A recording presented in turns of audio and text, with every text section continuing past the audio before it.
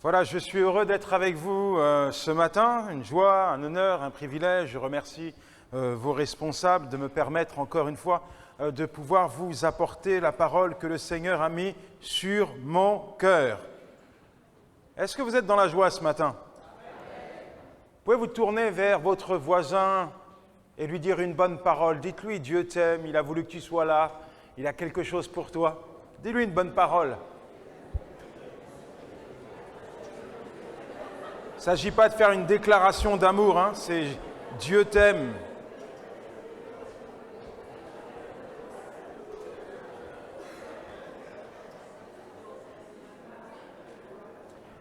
Il se passe toujours quelque chose dans la présence de Dieu. Il y a la vie. Tu n'es pas là par hasard ce matin, tu es là parce que Dieu t'a convoqué dans sa présence. Et quand Dieu est dans la place, il se passe forcément quelque chose de beau, de merveilleux, d'extraordinaire, de divin. J'aimerais vous conduire dans un texte qui se trouve dans le livre de l'Évangile, chapitre 4, verset 18. Il est dit « L'Esprit du Seigneur est sur moi parce qu'il m'a oint pour annoncer une bonne nouvelle aux pauvres. Il m'a envoyé pour guérir ceux qui ont le cœur brisé, pour proclamer aux captifs la délivrance et aux aveugles le recouvrement de la vue, pour renvoyer libres les opprimés, pour publier une année de grâce du Seigneur. » Et un peu plus bas, il est dit « Aujourd'hui, cette parole de l'Écriture que vous venez d'entendre est accomplie. » Dans ce texte, Jésus-Christ rentre dans une synagogue et il va citer Ésaïe 61. En réalité, à cet instant, Jésus est en train de faire connaître son programme divin pour l'humanité. Jamais un homme politique ne peut vous dérouler un tel programme. Et si un homme pouvait appliquer un tel programme, il n'y aurait pas de grève, il n'y aurait pas de manifestation, il n'y aurait pas de gilets jaunes. Les gens seront heureux, en paix et dans la joie. Le monde est troublé parce que le monde a besoin de connaître la vérité. Le monde est plié, chaos, courbé par le poids du péché et il a besoin de connaître Jésus-Christ qui libère l'homme de l'esclavage du péché. Au travers du ministère de Jésus, Dieu va accomplir des choses extraordinaires. Il va y avoir cette parole qui va se manifester. Guérison, miracle, résurrection, délivrance. Le royaume de Dieu avance, il progresse, il touche, il change les vies. Et les contemporains du Seigneur diront qu'effectivement, le royaume de Dieu est descendu sur la terre. J'aimerais vous dire que Dieu ne fait pas de grève. Ce n'est pas un gréviste. Il ne manifeste pas. Dieu n'est pas au chômage. Dis à ton voisin, Dieu n'est pas au chômage. Il n'est pas au Pôle emploi, non. Dieu est vivant. Ce qu'il a fait hier au travers de son Fils Jésus-Christ, il peut le faire maintenant dans ta vie. Dieu est présent ce matin. Là où 2 ou 3 sont réunis en son nom, Dieu est là. Personnellement, je veux vivre, je veux voir la gloire de Dieu se manifester. Je veux voir le royaume de Dieu avancer. Vous savez tous que j'ai fait de la prison. Malheureusement, c'est pas, je m'en vante pas, mais ça fait partie de ma vie. Je ne peux pas m'en défaire. Et je ne sais pas si quelqu'un a fait de la prison, mais je ne vais pas vous demander de lever la main, mais je vous assure que la prison, c'est dur, c'est difficile. Les cellules ne sont pas propres. Non, vous êtes 4 dans une cellule, ça sent mauvais, et toilettes pour 4 dans la cellule, il n'y a pas de mur de séparation. Bref, je vous passe les détails. Enfin, ce n'est pas l'hôtel Bakwa. Quand je suis sorti de la prison, j'ai regardé les portes du pénitencier, sans jeu de mots, et j'ai dit plus jamais je ne remettrai les pieds au bagne. C'est fini, c'est terminé. Ça, c'était ma volonté. Mais il faut croire que ce n'était pas la volonté de Dieu. Pas prêt à m'avoir nettoyé au Karcher. C'est pas avec une éponge. Tellement il y avait du travail, il m'a nettoyé au Karcher. Et une fois qu'il a fini son œuvre, il me réexpédie au bagne. Pas en tant que détenu cette fois, mais en tant que prédicateur de l'Évangile. Dis à ton voisin, il y a forcément une différence. En fait, pour rien vous cacher, je n'ai jamais été autant en prison que depuis que j'ai donné ma vie à Jésus. Et je vois des choses extraordinaires. Dieu est présent, Dieu touche et change les vies. J'étais dernièrement au Congo, à Kinshasa, dans la prison centrale, et plus de 3000 détenus s'étaient réunis dans la cour pour entendre le merveilleux message de l'Évangile. Il y avait des sorciers, les sorciers coriaces du village, étaient là enfermés en prison. Des criminels, endurcis. Et alors que je partageais mon témoignage, à la fin, j'ai fait un appel. J'ai dit haut et fort, il y a peut-être quelqu'un ce matin qui veut confier sa vie à Jésus et voir Dieu pardonner ses fautes, ses péchés. Sous mes yeux, plus de 2700 détenus se sont approchés de Jésus, se sont repentis et l'ont accepté comme Seigneur et Sauveur. Dieu est vivant. Oui, on peut acclamer le Seigneur.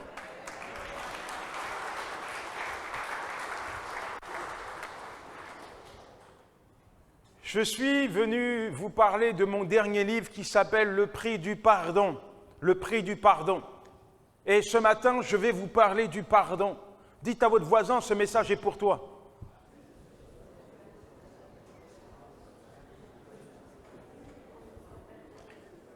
N'en profite pas pour régler un contentieux.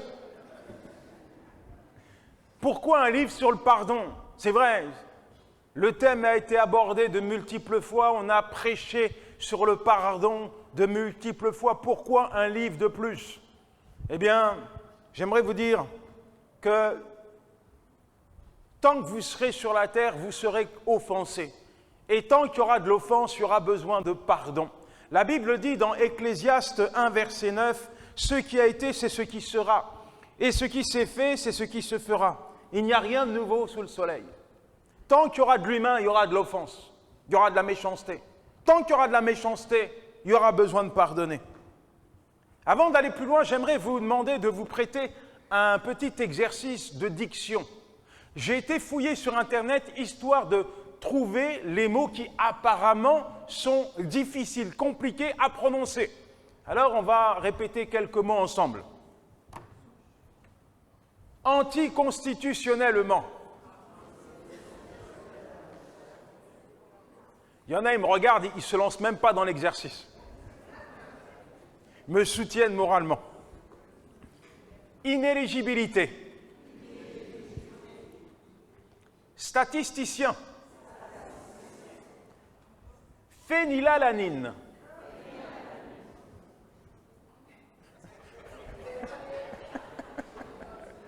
Il est professeur en plus, lui. Normalement, tu devrais donner l'exemple. Pardon. Ah, il est simple à dire celui-là, mais je crois que c'est le plus compliqué à appliquer.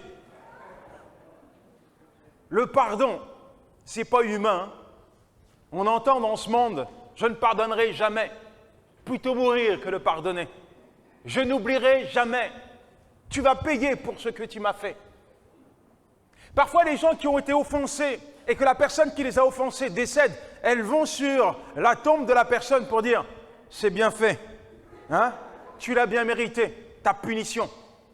Dieu t'a frappé. » C'est terrible de voir à quel point l'homme n'aime pas pardonner, déteste pardonner. Il ne veut pas pardonner. Ce matin, vous êtes vraiment beaux et belles. Vous êtes fait belles, mes sœurs, pour venir adorer votre Seigneur et aussi faire plaisir à votre mari. Normalement, les hommes doivent dire Amen. Mes frères, vous êtes faits beaux pour venir adorer votre Seigneur et aussi pour faire plaisir à vos épouses. Voyez-vous? Les sœurs, elles ont dit Amen. Les hommes sont bien habillés, la cravate, le costume. Mes enfants diraient la bogosité. Les femmes sont bien habillées, bien maquillées avec du mascara. Mais vous savez, tout ça, c'est l'apparence. Hein. Aujourd'hui, on vit dans un monde où on en met plein la vue. Plein la vue. Mais l'apparence est souvent trompeuse. Ce qui intéresse Dieu, ce n'est pas ton apparence, c'est l'état de ton âme. l'état de ton cœur. Tu peux te cacher devant l'homme, mais tu ne peux pas te cacher devant Dieu. Peut-être que tu es là, tu loues le Seigneur, tu as un sourire, mais tu as été blessé à cause d'une offense. Tu vis avec ça depuis des années, avec une plaie qui est là, enfouie en toi, et à chaque fois que tu es seul, à chaque fois que tu regardes cette plaie, ça te fait souffrir. Ce matin, je veux rapidement t'amener à réaliser que le pardon est une puissance qui permet à Dieu de venir guérir tes blessures les plus profondes et les plus secrètes. L'homme n'aime pas pardonner, l'homme applique la loi du talion. Œil pour œil, dent pour dent, il lui sera fait la même blessure qu'il m'a infligée. Une loi que nous retrouvons dans Lévitique 24, verset 20. Ça, c'est ce que le monde fait. Le monde ne veut pas pardonner. En fait, la nature humaine déteste pardonner. Dites avec moi la vieille nature. Hier, c'était mon anniversaire. J'ai décidé de le fêter à la mission chrétienne du Gros Morne avec mon frère Jean-Claude. J'ai pris 1 an de plus. Le jour où je me suis fait baptiser, on m'a dit, ça, le baptistère, c'est un cercueil. On va ensevelir ta vieille nature. Terminé après. J'aurais aimé que le pasteur me dise, attention, la vieille nature sait nager. Il ne va pas rester au fond de l'eau. Le vieil homme, il va ressurgir. Il va rebondir. À chaque fois, depuis des années. Et les anciens, vous le direz mieux que moi. Depuis des années, je suis confronté à cette réalité. Il y a un combat en moi. Un combat. Quand il y a une réunion à l'église et qu'il y a un match de foot, le vieil homme veut rester sur le canapé. Chips, coca, regarde le match de foot, ne va pas prier. Oh, vous rigolez les sœurs. Mais quand il y a les feux de l'amour, vous sentez le vieil homme là? Hein? C'est comment? Amour, gloire et beauté. Colombo et Hercule Poirot. Dr Queen, fan médecin. Hein? Quand il y a la vieille nature. Pouvez-vous... Faites une expérience, vous levez le matin, là, faites votre prière, vous louez le Seigneur, vous prenez votre voiture pour aller au travail, vous êtes là dans l'adoration, la louange à fond dans la voiture, hein, Seigneur, Seigneur, et puis tout à coup, vous arrivez au feu rouge. Il y a quelqu'un devant vous qui est au téléphone, le feu passe au vert. Vous êtes toujours en train de louer le Seigneur, vous ouvrez les yeux, parce qu'il faut quand même les ouvrir quand vous roulez. La personne n'avance pas. Continuez à louer le Seigneur et puis à un moment donné, le feu repasse au rouge, il repasse au vert, la personne est toujours au téléphone. Bien sûr, vous êtes sage, vous êtes patient, un petit coup de klaxon, mais la personne n'avance pas, toujours au téléphone. À un moment donné, il y a le vieil homme qui commence à taper. Parce que le vieil homme, là, il manque de patience. Il y va direct, lui. Il commence à frapper à la porte de votre conscience. Arrête avec tes trucs, laisse-moi prendre le contrôle de la situation. Ça, c'est la vieille nature. La vieille nature est rebelle, insoumise. Elle est attirée, amorcée par tout ce qui est mauvais. Elle aime le bourbier du péché. Elle n'aime pas aller dans la présence de Dieu. Elle préfère les ténèbres. Elle n'aime pas tendre la joue lorsqu'on la frappe. Elle met un coup de poing. Elle applique la loi. La loi, la loi. Et quand on est guidé par la vieille nature, on ne peut pas appliquer la parole de Dieu. Voilà pourquoi il y a beaucoup de personnes qui sont enfermées dans l'offense, enfermées dans la prison de la colère, de la douleur. Ils sont torturés psychologiquement parce qu'ils laissent leur chair les guider, les dominer. Et quand ta chair te guide, tu ne peux pas appliquer la parole de Dieu. Or, en tant qu'enfants de Dieu, nous sommes appelés à appliquer la parole de Dieu et à laisser le Saint-Esprit nous guider. Galates 5, verset 16. Je dis donc, marchez selon l'esprit et vous n'accomplirez pas les désirs de la chair, car la chair a des désirs contraires à ceux de l'esprit, et l'esprit en a des contraires à ceux de la chair, car ils sont opposés entre eux, afin que vous ne fassiez point ce que vous voudriez. Or, les œuvres de la chair sont manifestes. Ce sont l'impudicité, l'impureté, la dissolution, l'idolâtrie, la magie, les inimitiés, les querelles, les jalousies, les animosités, les disputes, les divisions, les sectes, l'envie, l'ivrognerie, les excès de table et les choses semblables. Je vous le dis, comme je l'ai dit, que ceux qui commettent de telles choses n'hériteront point du royaume de Dieu.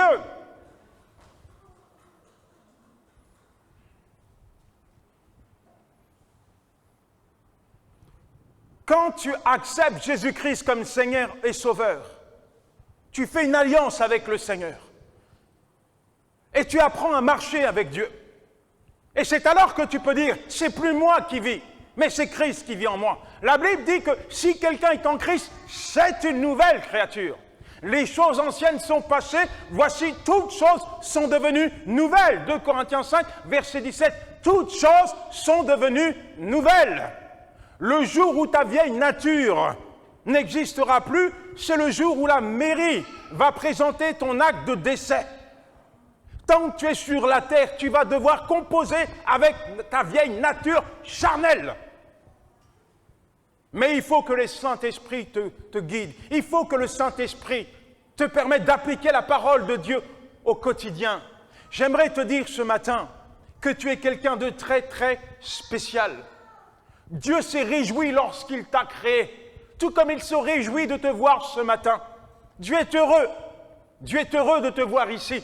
Et il a une parole pour toi. Et au travers de cette parole, il veut te conduire sur le chemin de la vérité. Parce qu'il y a des chemins qui ne sont pas la vérité. Chemin de la colère, chemin de la haine, de la rancune, de la vengeance.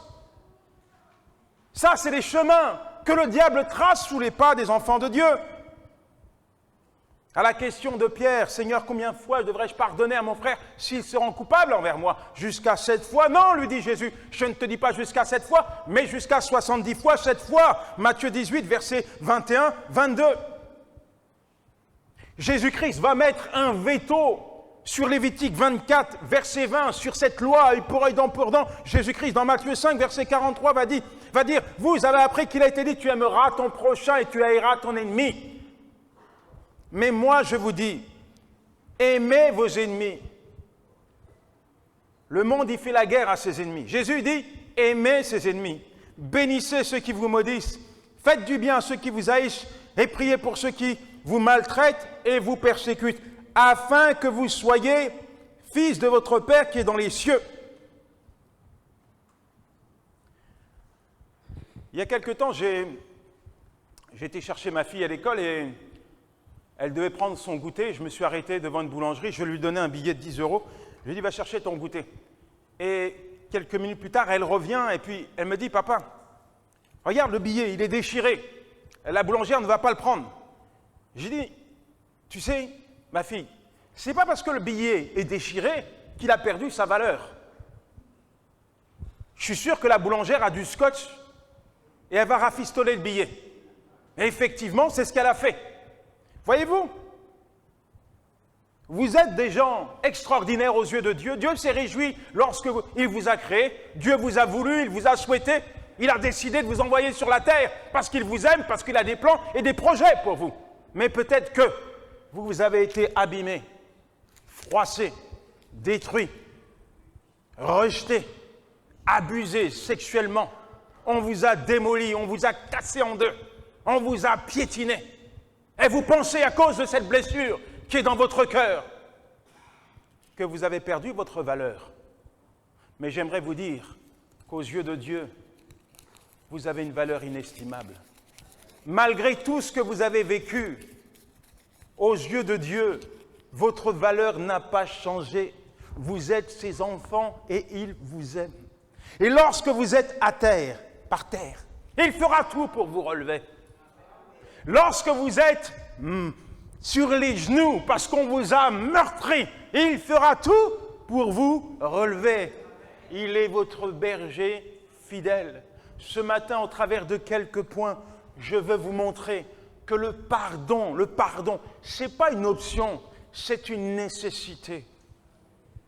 Pour être en bonne santé, c'est une nécessité. Le pardon a un prix. C'est d'ailleurs le titre de mon livre, Le prix du pardon. J'ai payé le prix. Non, je n'ai pas acheté le livre. J'ai payé le prix pour pardonner. Alors, je ne sais pas si demain, on aura l'occasion d'aller, pas demain puisque je repars ce soir, mais la prochaine fois, quand on va faire un programme, tu prévois, on a déjà fait tous les deux, mais là on va inviter l'église à la plage. Barbecue. Et vous allez voir, votre pasteur, il fait vraiment bien la cuisine. Des petites grillades, il fait. C'était à Sainte-Anne. Voilà. Si on va à Sainte-Anne ensemble, je vais vous prévenir avant de me mettre torse nu, parce que vous risquez d'être effrayés. Quand j'étais enfant, ma belle-mère m'a demandé de surveiller une casserole d'eau chaude. J'étais sur le tabouret, le chien est passé, il a bousculé le tabouret, la casserole est tombée sur mon torse. Ma belle-mère avait tout sauf envie de me conduire à l'hôpital, alors elle me met au lit avec un gant d'eau froide, histoire d'atténuer ma douleur. Malheureusement, le lendemain, le gant était scotché à mon torse. Et il fallait me conduire à l'hôpital. Et on a gratté ma brûlure. Résultat, j'ai une splendide cicatrice. Ça, c'est physique. Une douleur, une plaie qui est là, visible. Il y a eu des plaies psychiques. Sur mon acte de naissance, il y a marqué « Père inconnu ». Qu'est-ce que ça veut dire, ça? Père inconnu. Mon père ne m'a pas reconnu. Ma mère m'a abandonné à la naissance parce que j'étais un bâtard. Et ça, elle ne pouvait pas l'assumer. Un fardeau pour elle. Un enfant hors mariage. Et dans la cité où je vais grandir, une vraie prison à ciel ouvert, on va m'infliger des plaies physiques. Je vais prendre 5 coups de couteau, 5 coups de couteau au niveau du thorax. On va m'ouvrir les côtes parce que je fais une hémorragie pulmonaire. Donc, pour arrêter l'hémorragie, on va me scier les côtes. Résultat, j'ai 70 points de suture. 5 coups de couteau. La brûlure. À cela s'ajoute une balle. J'ai encore un projectile de balle dans l'épaule droite. J'ai pris un coup de fusil dans le pied droit. J'ai encore des plombs. Quand j'allais en vacances aux Antilles, c'est pas à l'église que j'étais, non, c'est dans les bars ou dans les boîtes de nuit. Moi, je faisais des concours de dominos avec du rhum, ça se terminait toujours en bagarre, coup de coutelas sur les avant-bras, tentative de suicide, coup de couteau sur le bras. Je ne fais pas l'apologie du crime, de la violence, mais toujours est-il qu'à chaque fois que je regardais une blessure, une marque, il y avait un nom, il y avait une adresse, il y avait une date. Et ça, c'était un désir suffisant pour me venger. Le jour où je croise la personne qui m'a fait ça, va voir. Je vais lui rendre sa monnaie. Et il a fallu que je pardonne chaque personne, chaque marque, chaque plaie a nécessité un pardon. Et quand j'ai pardonné, je me suis détaché, je me suis libéré psychologiquement de la personne qui m'avait infligé une plaie. Résultat, aujourd'hui, je peux me regarder dans la glace. Je vois ces marques, elles seront là toute ma vie. Je vais les porter, mais elles ne me font plus souffrir. Parce qu'au travers du pardon, Dieu a guéri mes blessures. Il y a les marques, mais il n'y a plus de douleur, il n'y a plus de souffrance. On t'a peut-être marqué, blessé, offensé, tu es cassé en deux, on a abîmé quelque chose en toi et tu crois que tu es destiné à vivre avec cette plaie ouverte. J'aimerais te dire que le pardon, c'est une puissance qui permet à Dieu de venir guérir ta blessure. Le pardon, ce n'est pas une option, c'est une nécessité. Et si tu veux en finir avec cette plaie, avec cette douleur, alors pardonne, détache-toi, coupe le lien, dépose ton fardeau. Parce que quand tu marches avec une plaie, tu as un semblant d'existence. Mais tu as un écorché de la vie. Souvent, lorsqu'on voit des filles qui sont dans les rues en train de se prostituer et que vous discutez avec des filles, il y a forcément eu un traumatisme dans leur enfance. Quand vous discutez avec un gars qui fume du crack à la mangrove, forcément, il y a une cassure dans sa vie. Mais parfois, il y a des gens, même des chrétiens, qui ont été blessés et qui ne trouvent pas la guérison. En fait, ça fait tellement longtemps qu'elles marchent avec cette blessure ça fait partie de leur équilibre. Elles attirent l'attention. On t'a rejeté. Vraiment, ma sœur, j'ai compassion. Parfois, il y a des hommes qui ont été blessés, ils se créent des refuges. Et ils justifient leur mauvaise attitude à cause des blessures de leur passé. Je bois pour oublier parce que j'ai été frappé par mon père. Alors je bois pour oublier. On m'a trahi, alors je ne peux pas te donner d'amour, chérie. J'ai pas eu un équilibre familial, j'ai pas eu de père, j'ai pas eu de mère, on m'a rejeté. Je peux pas être un père, je peux pas m'occuper de mes enfants, je peux pas fonder un foyer. Tellement de gens qui essaient de construire leur vie sur leurs blessures d'hier. J'aimerais te dire quelque chose. Ton passé n'a pas d'avenir. Ton passé n'a pas d'avenir. Ton passé est derrière. Tu ne peux pas avancer dans la vie en regardant dans les rétroviseurs de ton passé. Ce n'est pas possible. Mais par contre, ce que tu peux décider de faire, c'est de garder toutes ces offenses que tu as subies hier, de ne pas rompre avec ces offenses, de ne pas t'en détacher, de ne pas pardonner et de les amener avec toi, tel un fardeau dans ton futur. Et quand tu marches comme ça, mais ça te gâche ton quotidien. Ça permet au diable de venir piller ta vie. C'est un voleur. Dis à ton voisin, le diable, c'est un voleur. Un voleur et un menteur. Non, redis-lui encore, le diable, c'est un voleur et c'est un menteur. Quand tu ne pardonnes pas, vous savez, on dit que le diable se cache dans les détails. Quand tu ne pardonnes pas une blessure d'hier, le diable vient, il utilise là, cette porte ouverte pour venir voler ta paix. Les gens qui ne pardonnent pas n'ont pas la paix. Ils volent ta joie. Les gens qui regardent constamment leur offense, qui pleurent dessus, n'ont plus de joie dans leur cœur, c'est que de la tristesse. Ils volent ta communion avec Dieu parce qu'il vient, il t'accuse. Il te fait voir que finalement tu es en porte-à-faux avec sa volonté. Ne pas pardonner, c'est un luxe que tu ne peux pas te permettre. Tu ne peux pas te permettre de te mettre en porte-à-faux avec la volonté de Dieu. Si vous pardonnez aux autres le mal qu'ils vous ont fait, votre Père vous pardonnera aussi. Mais si vous ne pardonnez pas aux autres le mal qu'ils vous ont fait, votre Père ne vous pardonnera pas non plus. Matthieu 6, verset 14.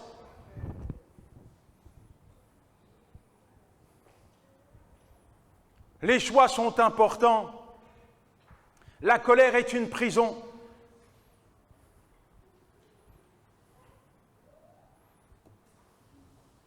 J'ai vu ma belle-mère en colère suite au décès de son fils, mon grand frère, mon demi-frère, qu'on a assassiné dans un restaurant.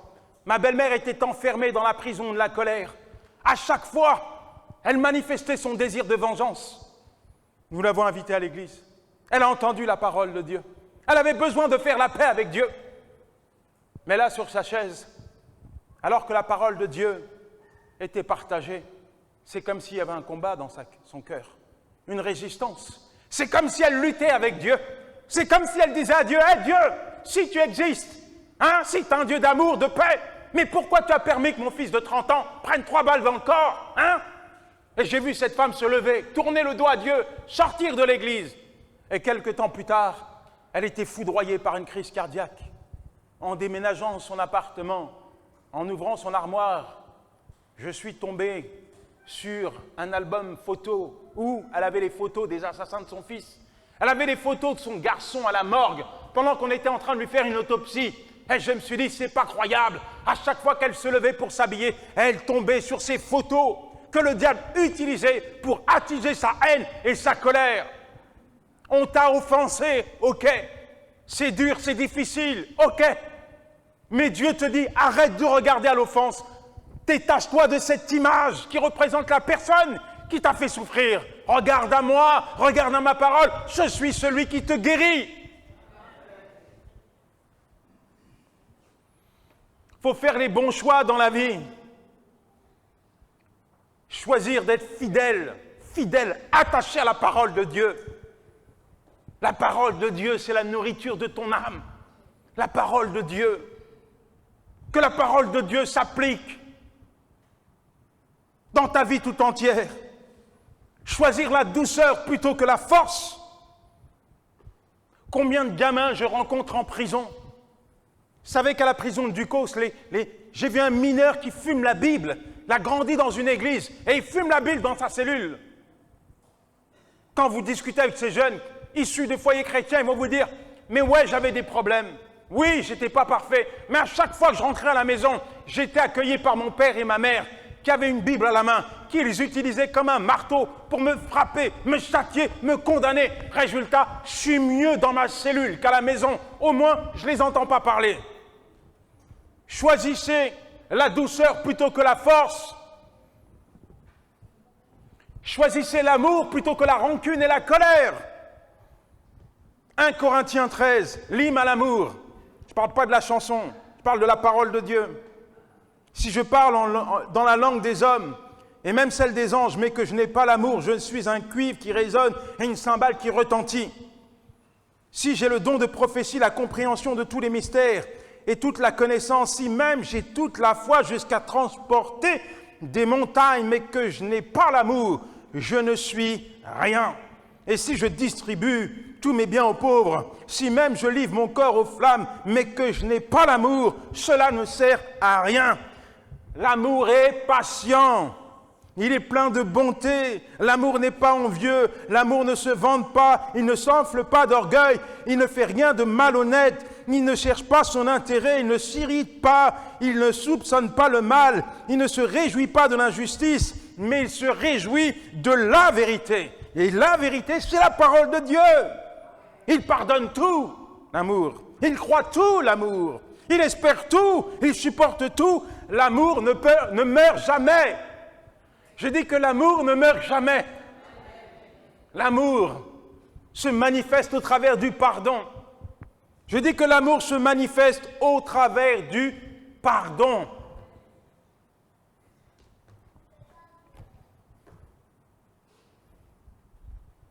Vous croyez que c'est la force qui m'a changé? Moi, je suis un gars du ghetto. J'ai grandi dans les bas-fonds de la société, endurci.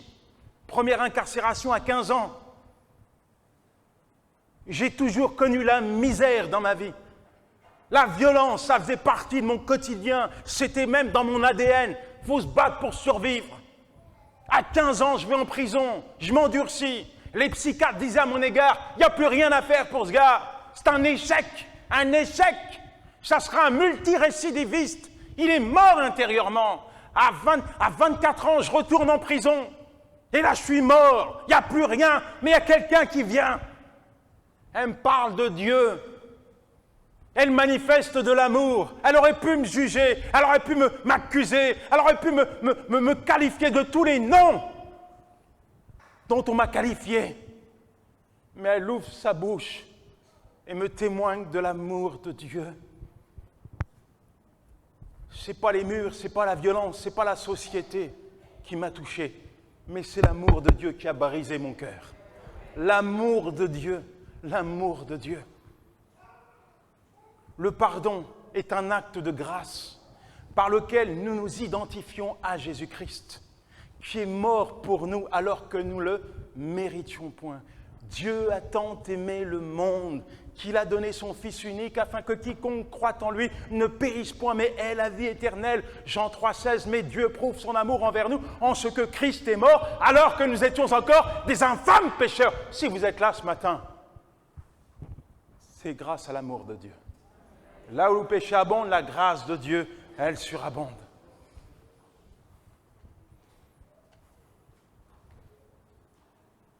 Quand la blessure vient d'un proche,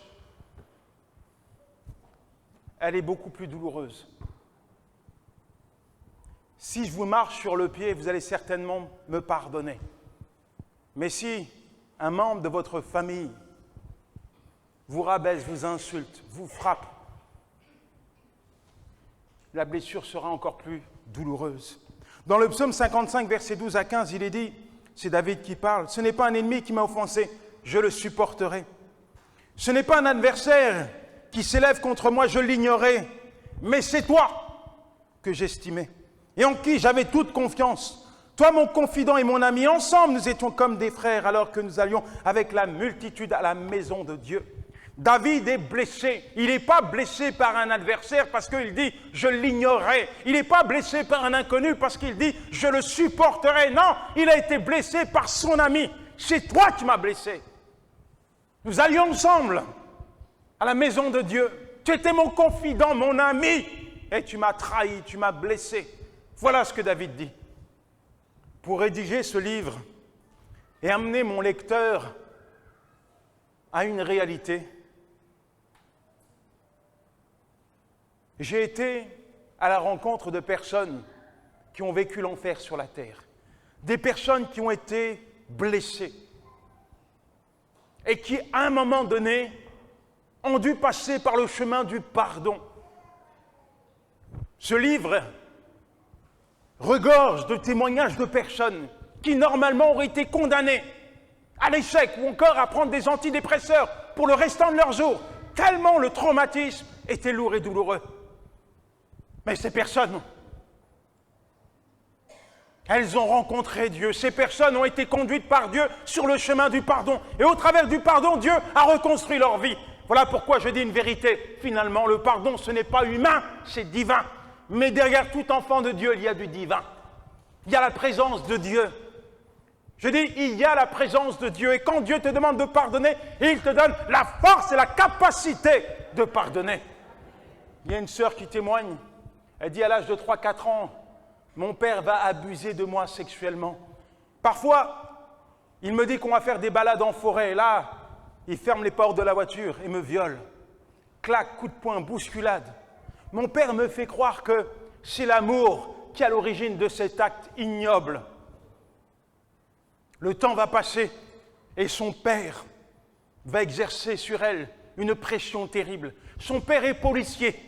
Et elle dit, dès qu'un semblant de conflit se fait ressentir, il dégaine son arme. Il menace de tuer ma mère, mes frères.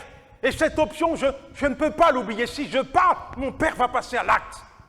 Je suis sa prisonnière, son esclave, son jouet, sa poupée. À son arrestation, je ne ressentais plus rien. Le calvaire prend fin, mais les blessures subsistent. Le calvaire prend fin, mais les blessures demeurent. En février 2014, j'acceptais Jésus-Christ. Et là, Dieu me faisait don d'un nouveau cœur, un cœur miséricordieux pour pardonner mon père. À partir de cet instant, je n'avais absolument plus de haine contre lui. Il y a une dizaine de jours, j'étais avec cette sœur, son mari et ses 3 enfants. Et en les regardant, je ne pouvais pas m'empêcher de remercier Dieu. Parce que normalement, ce n'était pas possible de reconstruire sa vie avec un tel traumatisme. Heureusement qu'elle a rencontré Dieu. Heureusement que Dieu l'a conduit sur le chemin du pardon. Et non seulement sur le chemin du pardon, mais au travers du pardon, Dieu a reconstruit sa vie en ruine. Le pardon, ce n'est pas humain, c'est divin, mon ami.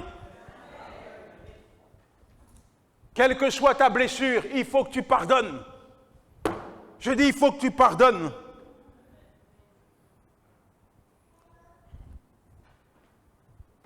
Mon dernier point. Dans la Bible, on peut prendre l'exemple d'Étienne, qui, accusé injustement de blasphème, se fait lapider. Et alors que les pierres viennent s'écraser sur lui, sur son corps, sur son visage, il va dire, Père, pardonne-leur parce qu'ils ne savent pas ce qu'ils font. Voilà l'attitude d'un enfant de Dieu. Pardonne-leur parce qu'ils ne savent pas ce qu'ils font. Peut-être que tu es là ce matin et tu es en train de te dire, hey Yanis, moi je ne m'appelle pas Étienne. Hein. Tu ne sais pas ce qu'on m'a fait. Tu ne sais pas ce que j'ai subi. Parce que si tu le savais, tu serais venu me voir avant la réunion pour me dire, hey gars, la parole là, c'est pas pour toi. Non, reste dans ton état, pardonne pas. Même Dieu, tellement tu as souffert, a mis une option sur sa parole pour toi. Il ne faut pas pardonner. Quelle réflexion. Vous savez, Dieu ne joue pas avec vous. Il y en a qui jouent avec Dieu, mais Dieu ne joue pas avec ses enfants. Dieu t'aime, Dieu est fidèle. Quand tu es à terre, il ne passe pas à côté de toi comme si tu n'étais rien. Il est ton berger. Il s'arrête. Il revient. Il te parle, t'interpelle, pose sa main sur toi, essaie de te relever. Je dis essaie parce que parfois, on peut résister à sa volonté. Dieu nous montre sa parole, Dieu nous montre la voie, mais nous avons des décisions à prendre. Soit tu pardonnes, soit tu ne pardonnes pas. Et parfois, c'est le non-pardon qui te met au sol. Tu es là, KO, sur le tapis. Depuis des années, tu souffres. Dieu te parle. Mon enfant, pardonne et suis-moi. Pardonne et suis-moi. Mais toi, tu veux rester accroché à l'offense. Alors Dieu t'attend. Il attend que tu bouges. Tu pleures. Tu n'es plus en communion avec lui. Tu as perdu ta joie. Tu es à terre. Dieu vient, il t'interpelle, veut te relever, veut te guérir.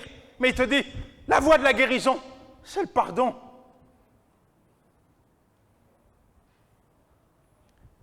Dans ce livre, il y a l'histoire d'une fille qui s'appelle Élodie.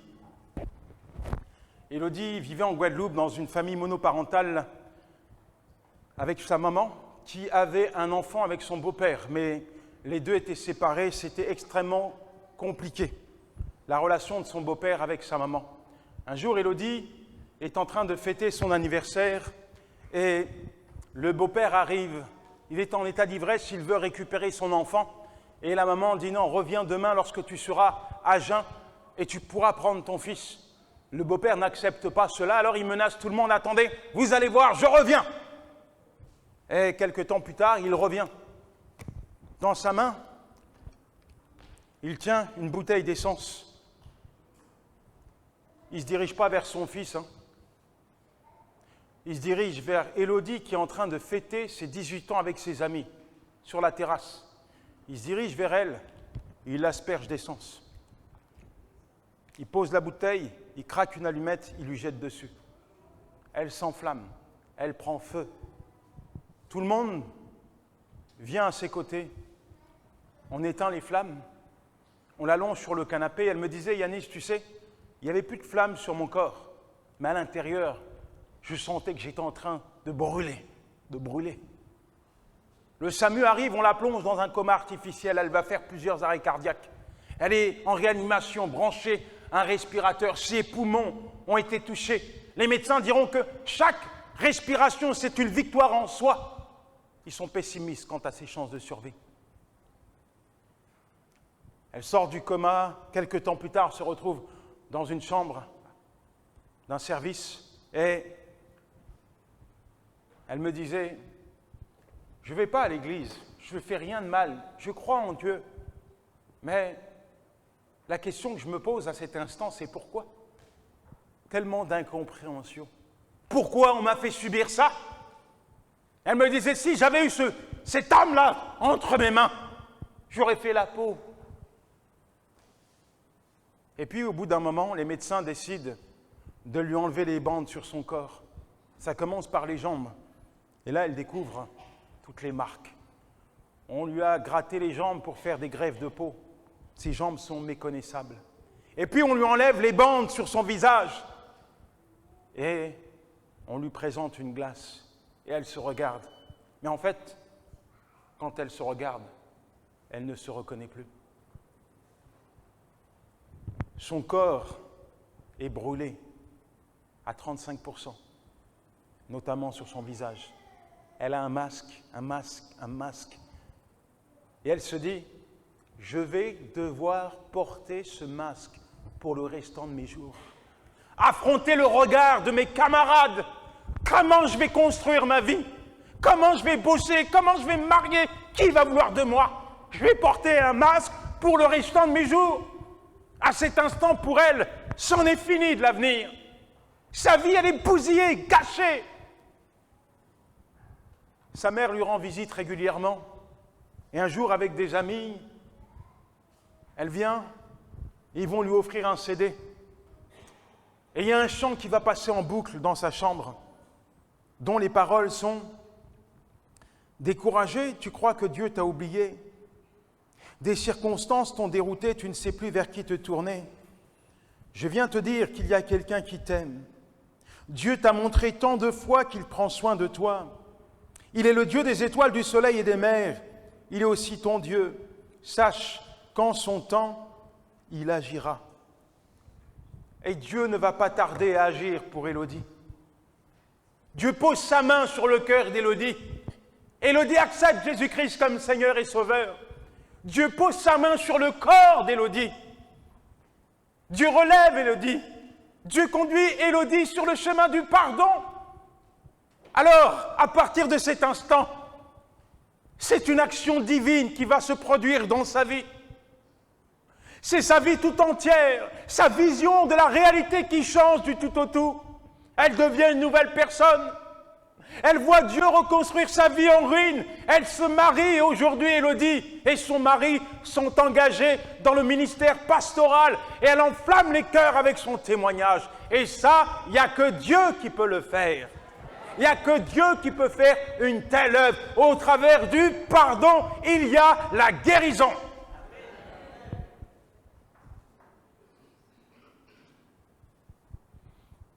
Je termine sur cette histoire d'un couple, un homme qui aspirait à devenir directeur d'un collège biblique. Et au moment où il nous propose ce poste, son épouse tombe malade, elle est atteinte de la maladie d'Alzheimer. Alors il décline la proposition pour rester auprès de son épouse. Malheureusement, l'état de santé de sa femme va se détériorer à un tel point où c'est lui qui est obligé de la laver, de l'habiller, de la nourrir. Un jour, leur enfant leur rend visite. Voyant l'état de sa mère, il se sent dans l'obligation de faire quelques reproches à son père. « Papa, tu devrais être en train de former les futurs pasteurs.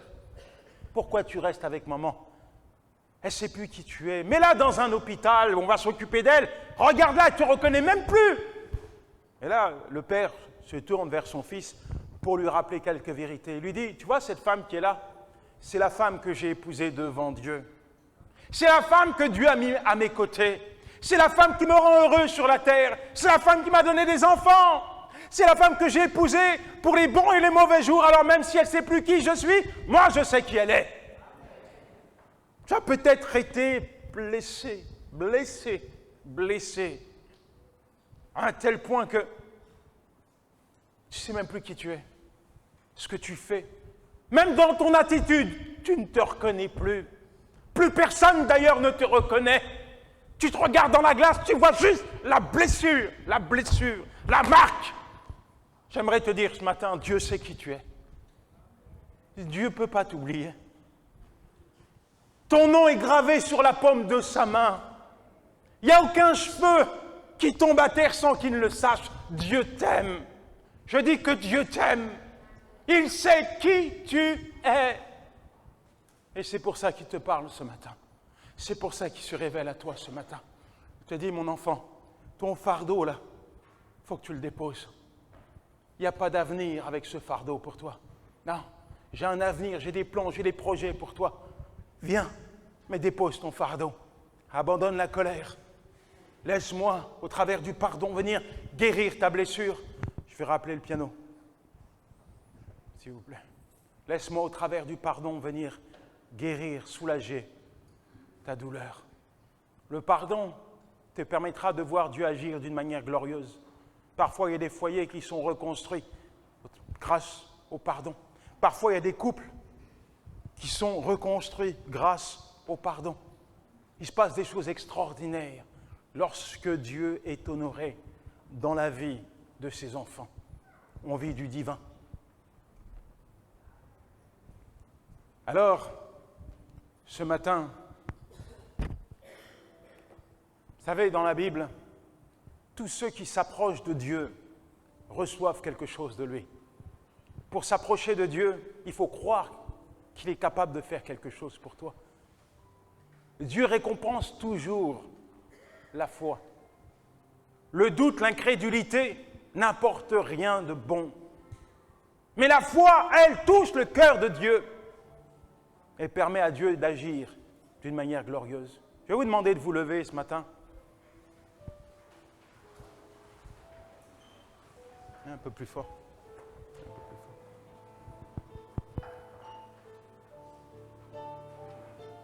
Et peut-être que Dieu a parlé à ton cœur. Je ne vais pas prier pour vous personnellement parce que le pardon est une décision qui vous est propre. Mais par contre, je vais vous demander de faire un pas de foi, de venir devant. Et nous allons prier ensemble. Je t'appelle toi qui as besoin de pardon. Peut-être que tu n'as pas donné ta vie à Jésus.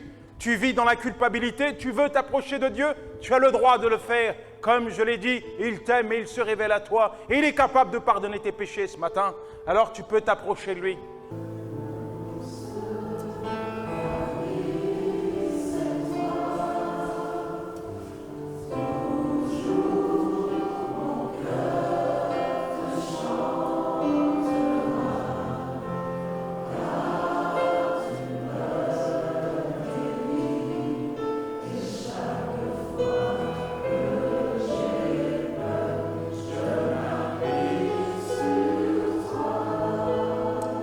Merci Seigneur. Merci mon Dieu parce que ce matin encore tu as su parler, interpeller. Je demande aux personnes présentes et à ceux et celles qui n'ont pas osé s'approcher. Vous souhaitez peut-être ce matin accepter Jésus-Christ comme votre Seigneur et Sauveur. Alors je veux vous demander de répéter après moi cette prière. Seigneur Jésus, j'ai entendu ta parole aujourd'hui et je sais que tu es mort pour mes péchés, pour lesquels je te demande pardon. En ce jour, je t'accepte comme mon Seigneur et mon Sauveur. Je me repens d'avoir vécu pour moi-même et je prends l'engagement maintenant de te suivre jusqu'à la fin de mes jours. Père, merci. Merci Seigneur pour les personnes blessées qui sont venues à toi avec leur fardeau. Merci parce que, en ces instants où le pardon est relâché, je crois que tu apportes quelque chose dans les cœurs, la guérison, la restauration, la joie, la paix, l'amour, la bonté. Seigneur, non seulement tu guéris, mais tu restaures. Non seulement tu restaures, mais tu reconstruis, tu retapes, tu rebâtis. Seigneur, tu fais même au-delà de tout ce que nous imaginons ou pensons. Merci, mon Dieu, de ce que tu prends chacun de tes enfants dans tes bras d'amour. Tu les pousses, Seigneur, à continuer dans cette attitude, dans cette démarche de pardon. Merci, Seigneur, pour le fruit probant qui abonde au travers de cette décision. Oui, Dieu de gloire, je crois qu'au travers du pardon, tu ressoudes les couples, tu reconstruis les familles. Merci, mon Dieu. Merci, mon roi. Dans le nom de Jésus, je t'ai prié. Amen. Au niveau du livre, c'est un livre qui retrace l'histoire de parcours différents, des gens qui ont vécu vraiment des choses pénibles, difficiles. Je veux, au travers de ce livre, amener mon lecteur à une réalité. Le pardon, c'est pas humain, c'est divin. Et ces gens qui ont été traumatisés, qui normalement peut-être n'auraient jamais dû voir leur vie reconstruite, ont tous vu Dieu reconstruire leur vie au travers du pardon. Et dans ce livre, donc, elles partagent leur expérience. Et moi, également, je parle du pardon. Je parle de la dimension du pardon, puisque j'ai été abandonné par mon père, par ma mère, et j'ai vécu vraiment des choses très difficiles. Mais pour chaque point marquant, chaque fait dans ma vie, j'ai dû pardonner, relâcher, abandonner le fardeau. Résultat, aujourd'hui, comme je le disais ce matin, il y a plein de marques sur mon corps, mais Dieu m'a guéri et ça ne me fait plus souffrir. Et j'ai mis tout ça sur papier. Et le pardon, donc, c'est quelque chose que nous devons appliquer au quotidien. Ce n'est pas un style de vie, non. J'applique le pardon face à l'offense. Il n'y a qu'une seule réponse, le pardon. Et l'amour est plus fort que tout. Voilà, que Dieu vous bénisse.